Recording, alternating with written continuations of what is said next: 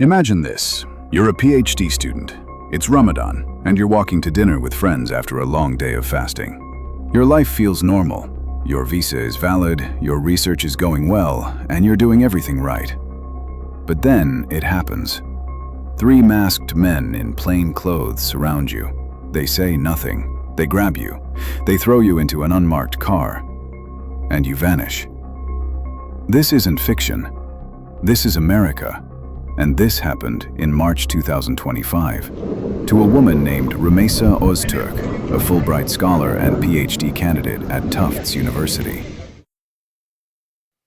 A federal court has now ordered her release. After 6 long weeks in ICE detention, Rumeysa Ozturk, the scholar, the writer, the woman they tried to erase, is free. But make no mistake, this ruling may let her walk free for now. It does not undo what was done. Not the silence, not the black van, not the fear etched into the soul of every student watching. The system blinked, but it did not break. And in the shadows where justice sometimes fears to tread, the story continues.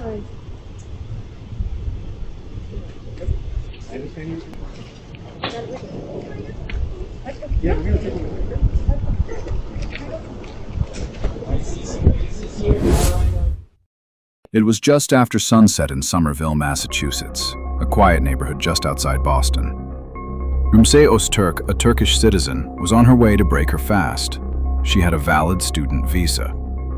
She was studying for her PhD. She lived off campus in a modest apartment building near Tufts. But what happened next stunned her neighbors, her friends, and her university. Federal agents from the Department of Homeland Security, not in uniform, not in marked cars, approached her on the street.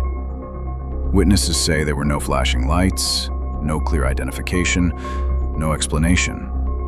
Rumeysa was taken. Her friends had no idea where she went. Her family couldn't reach her. For hours, she just vanished. First off, let's be clear. This is not normal. In any functioning democracy, law enforcement is supposed to be visible, transparent, accountable. But what happened to Rumeysa is part of a growing trend in the United States. Plainclothes agents, masked, sometimes unmarked, detaining individuals without explanation.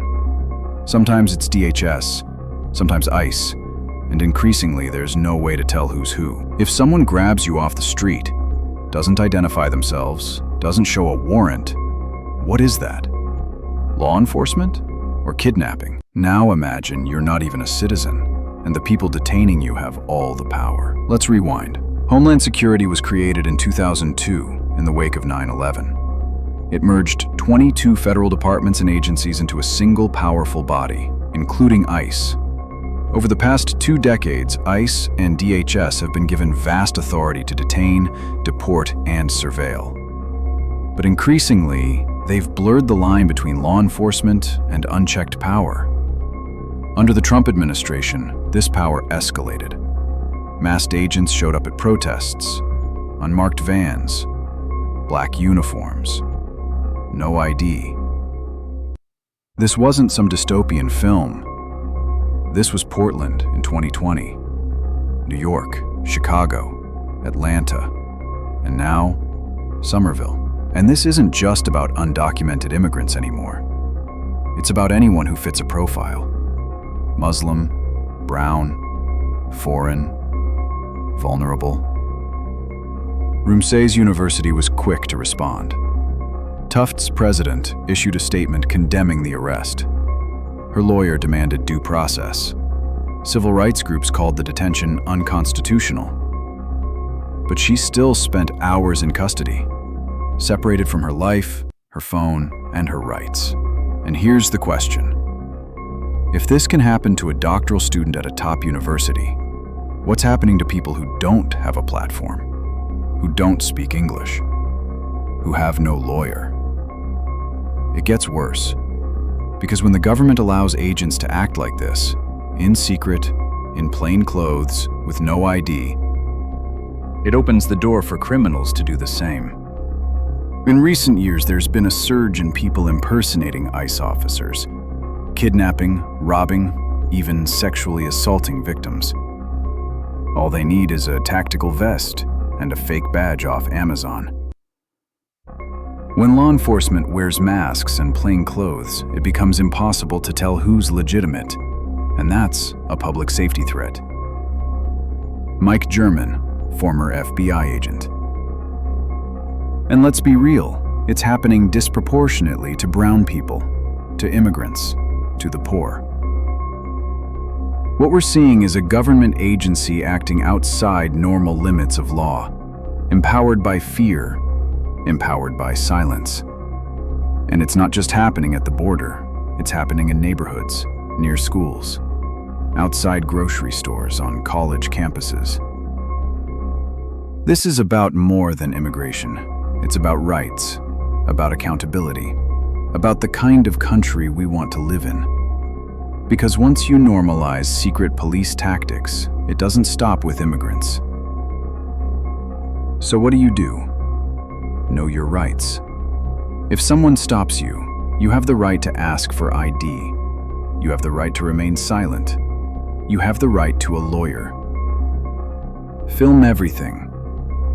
If you see something that looks like a kidnapping, record it, share it. Documentation matters. Support local laws. California and New York are working on no-secret police laws, requiring federal agents to wear ID, display badges, and follow proper arrest procedures. Speak up. Tell these stories. Share Rumeysa's story. Don't let this become the new normal. A federal court has now ordered her release.